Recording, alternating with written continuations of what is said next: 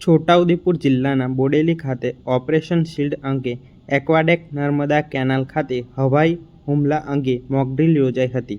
હુમલાને સંદેશો મળતાની સાથે જ ફાયર બ્રિગેડ, પોલીસ, 108, બોડેલી પ્રાંત અધિકારીશ્રી, તાલુકા મામલતદાર સહિતના અધિકારી અને કર્મયોગીઓ તથા આપત્તિ વ્યવસ્થાપનના યુનિટની કર્મયોગી ટીમે તાત્કાલિક રિસ્પોન્સ આપી અને રાહત બચાવની કામગીરી આરંભી હતી.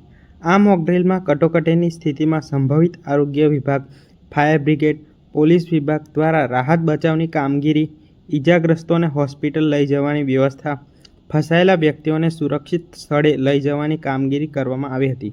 નર્મદા કેનાલ એક્વાડેકમાં થયેલ હવાઈ હુમલામાં દરમિયાન 10 લોકોના મૃત્યુ અને 20 ઘાયલ થયેલ વ્યક્તિઓને સામૂહિક આરોગ્ય કેન્દ્ર બોડેલી ખાતે ખસેડવામાં આવ્યા હતા, જ્યારે 50 વ્યક્તિઓને તાલુકા સેવા સદન ખાતે રેસ્ક્યુ કરવામાં આવ્યા હતા. ઓપરેશન શિલ્ડ અંતર્ગત બોડેલી ટાઉન ખાતે 8 થી 8:30 દરમિયાન બ્લેકઆઉટના અભ્યાસનું પણ આયોજન કરાયું હતું.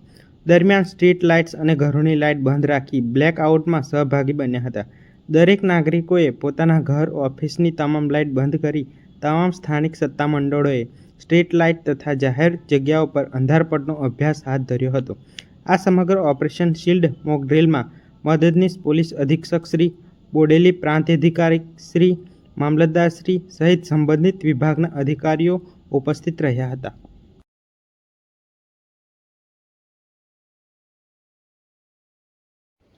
છોટાઉદેપુર જિલ્લાના તમામ સમાચાર માટે આપનું છોટાઉદેપુર યુટ્યુબ ચેનલને સબસ્ક્રાઇબ કરી બેલ આઇકન દબાવશો.